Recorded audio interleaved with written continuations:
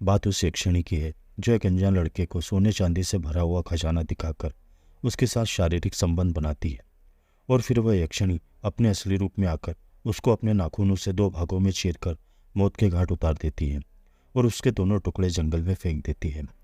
तभी उसी समय वहां से एक तांत्रिक गुजरता है और उस यक्षिणी को उस लड़के के शरीर के दोनों टुकड़े फेंकते हुए देख लेता है।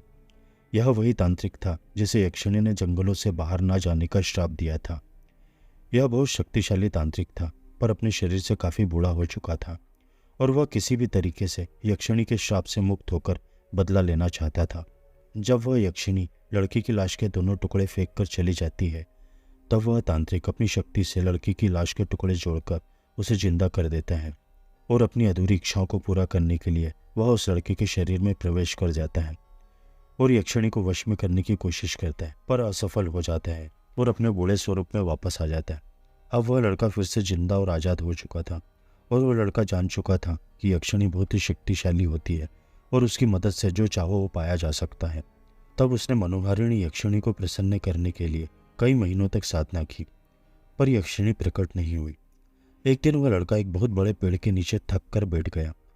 तभी उसने एक बहुत ही सुंदर स्त्री को अपनी ओर आते हुए देखा। वह स्त्री मनोहारिणी यक्षिणी थी, जो कि लड़के पर प्रसन्न हो चुकी थी।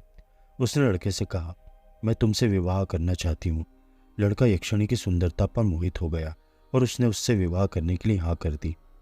यक्षिणी ने लड़के को बताया कि वह एक यक्षिणी है और उससे बहुत प्यार करती है और वह उसके लिए कुछ भी कर सकती है। लड़के ने कहा, तुम मुझसे प्यार करती हो तो एक ऐसे खूबसूरत नगर का निर्माण करो जिसमें बहुत सारी प्रजा हो, बहुत बड़ा महल हो और महल में बहुत बड़ा खजाना हो, और मुझे वहाँ का राजा बना दो और तुम मेरी रानी बन जाओ। वह लड़का बहुत लालची था। लालच ने उसके मन में अभी भी घर कर रखा था और यही लालच उसको ले डूबने वाला था। यक्षिणी ने लड़के की बात मान ली। उसने एक ऐसे खूबसूरत नगर का निर्माण कर दिया जैसा कि लड़के ने कहा था। नगर में खूब सारी प्रजा थी, बहुत बड़ा महल था और महल में बहुत बड़ा खजाना था। लड़के को वहाँ का राजा बनाया गया और यक्षिणी उसकी रानी बन गई।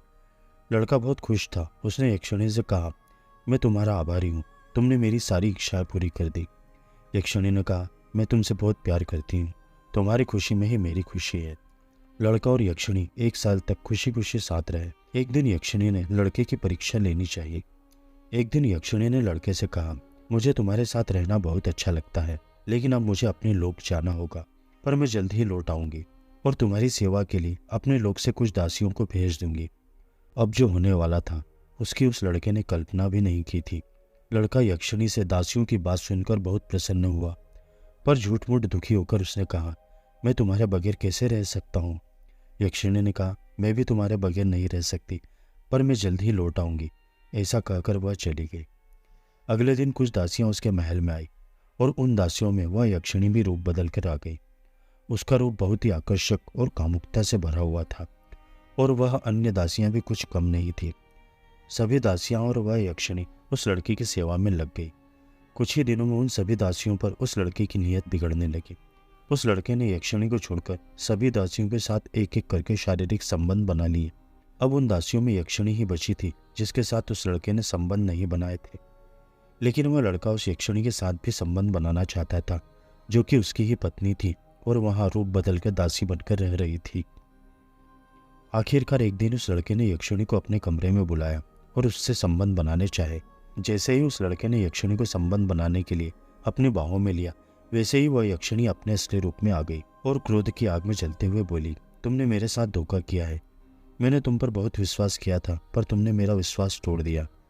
मैंने तुम्हारी एक छोटी सी परीक्षा ली, पर तुम उसमें असफल हो गए।